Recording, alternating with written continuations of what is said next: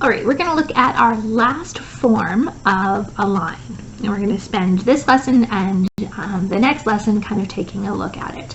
It's called general form, and it's kind of a terrible form. If we go back and look at some of the things that hopefully are familiar to you, we called this guy y equals mx plus b. This is our slope-intercept form, right? Because you can see we have a slope and we have a y-intercept. Pretty handy. It's probably the easiest form to work with, and it's going to be the one that you're going to see the most often, kind of everywhere. Most of the time you have to graph a line, you're given a y equals mx plus b form to graph. If we can't determine what the y-intercept is, then we move to slope point. And slope point is, it's okay. It's pretty easy. Once you get used to the idea, you have to switch those signs around for the x and the y. But it tells us the slope of our line, and it tells us a point that the line passes through. These are very descriptive and very good forms of a line to work with. General form, not so much. General form has a cousin called standard form, and you can see by looking at them they're both pretty similar. There's some distinctions though that we have to make when it comes to general form. A, B, and C are numbers. So A and B are coefficients for x and y, and C is a constant term. Okay, and general form, everything is equal to 0. In standard form, both x and y terms are made to be equal to that constant term. Okay, so they're pretty similar. General form has some more kind of details. The A coefficient needs to be positive. So whenever we're given an equation in general form for a line, A is positive. Okay, and if you end up with A being negative, you have to do one more step of multiplying everything by -1 and making sure that that A is a positive value. Also, another little thing is that A, B, and C can't be fractions or decimals. They have to be whole numbers. So if they're fractions, anywhere here you would multiply by a common denominator or a common multiple of the denominator, and get rid of those fractions. We are not going to stress about that. If we had lots of time in the classroom and we were all kind of together learning this, and I could help and work with each of you guys, then I would be that picky, but I'm not going to be that picky right now. I just really want you to understand what general form, generally speaking, looks like, and know that it has some limitations. We have some limitations on general form. General form, you'll see there is no m in general form. We have no idea what the slope is. Also, there's no b or x1 or y1 because we're not given a point to work with. Okay, we're just given this equation. We know it's a line because it's degree 1. We just don't know much else about it. Okay, so let's kind of tackle the first problem in our notes then. If general form is so terrible and so hard to work with, how on earth are we going to graph 3x plus 2y minus 18 equals 0? We know this is a line, right? It's got x's and y's, it's degree 1. How are we going to graph it? Well, the very best thing about math, in my personal opinion, is that when you're given something that you don't like to work with, you get to change it. And as long as you kind of don't break any rules along the way, you can make this look like whatever you want it to look like. Right now it's an equation. Whatever I do to one side of the equation, I have to do to the other, and I can do kind of whatever I want. I'm just going to try to be strategic here, and I'm going to make it look like a form that I like to work with. And I really like to work with y equals mx plus b. So let's just change this guy to y equals mx plus b. Okay, and we did this a little bit with slope point in the last lesson, right? We changed slope point into slope intercept form, so we can determine the intercept, but it's not super necessary. This is a really good strategy to solve this problem. All right, so what we want to do is we want to get y by itself, so I'm going to need to move the 3x and the 18 over, and then I'm going to have to get rid of that 2 there. So let's start by just kind of moving over the 3x and the 18. So I'm going to start with my equation. And you can move over one piece at a time if that makes you comfortable, or you can move over, you can rearrange this kind of however you want. Just remember that when a term like 3x gets moved to the other side of the equal sign, the sign on it changes, right? Because in order to move this 3x, this positive 3x over here, I'm going to subtract 3x from both sides. So it's no longer here, it's over here, and it's 0 minus 3x, which is negative 3x. And this 18, when I move this 18 over, I'm adding 18 to both sides. So there's no longer an 18 on this side, but there's a positive 18 on this side. So if you want to do that in 2 steps, you can, but I'm going to do it in kind of 1 step. Okay, and we're halfway there. We're almost at y equals. The only problem is this 2.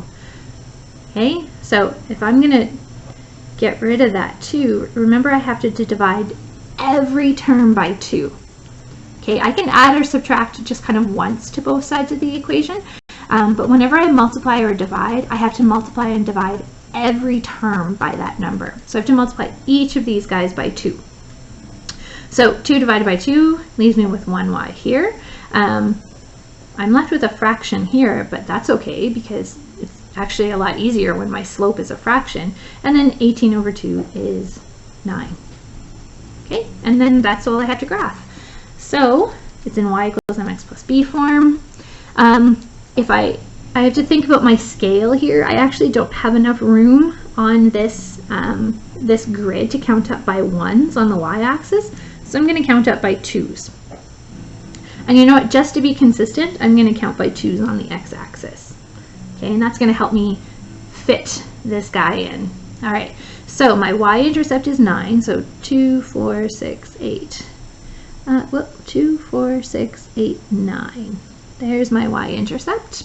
And then from there, I'm going to go down 3 over 2. Now, the reason I made my scale the same on both axes is that I can now just count spaces. I can go down 1, 2, 3, and over 2. Okay? And if that weirds you out and you want to count kind of by 1s, you can do that too. So there's 1, 2, 3, and over 1, 2. Down 1, 2, 3, over 1, 2. Okay, there. I've got my scale is just fine. Okay, it's perfect. My scale is helping me count regularly. All right, so now I just need to take a ruler, which I don't have handy, I'm sorry, but I'm going to try to draw a straight edge best I can and put arrows on the end. Okay, so I don't get any E errors. And there we go. Uh-oh. This is wrong. Okay, do you know what mistake I made? What mistake did I make in my graph? My slope is negative. Oh no. Okay, sorry guys. That is the wrong graph. So we're gonna scratch this out. Oh no. Sorry. If I was doing this in pencil, I would erase it. My line needs to be going down. My slope is negative. So I should be going like this. Whoops. So down 3 over 2. There we go. Down 3 over 2. And that's my line right there. All right, that's an easy mistake to make. I've seen you guys make it a million times. And there you go. Sorry about that. But that is a much better line. Okay, sorry for the messiness. But those mistakes definitely happen, so watch out for them. Okay, so Our strategy for graphing things in general form is to make them no longer in general form.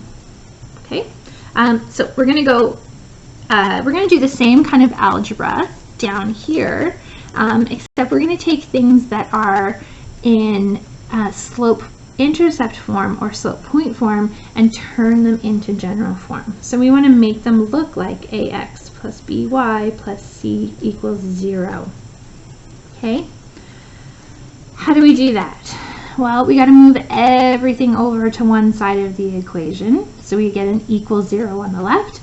And remember that a isn't supposed to have any fractions in it, right? A, b, and c are not supposed to have any fractions. So I can see a fraction in my slope here. I don't like it. So I'm going to, you know what I'm going to do? I'm going to get rid of it. If this term is being divided by 3, I'm going to multiply everything by 3.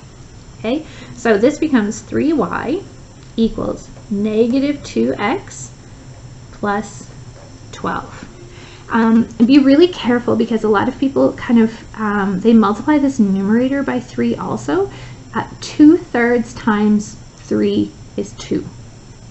Okay, so be careful of that. And then all I have to do now is just move everything over. I'm going to move that. I'm going to move that minus 2x over here, so it becomes positive 2x. And I've got a plus 3y. And then I'm going to move this 12 over here. Remember, it's going to change its sign to be negative 12. And now I've only got 0 left on the right-hand side. And that guy is in general form now.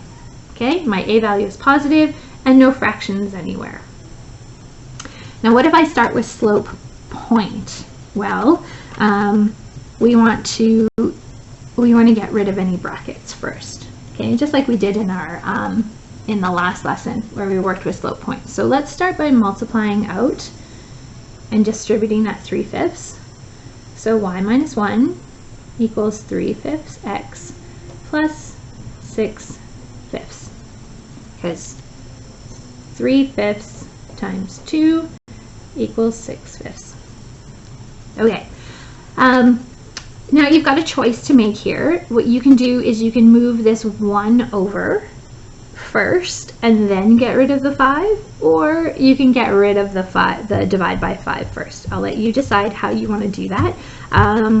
I'm just going to multiply everything by 5 first. I'm going to multiply each term by 5, because that way I don't have to worry about adding or subtracting fractions. Okay, so now this becomes 5y minus 5 equals 3x plus 6.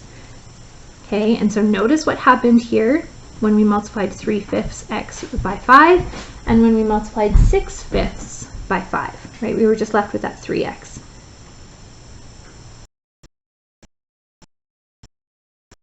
And that's 6. All right, now let's just move everything over. And because the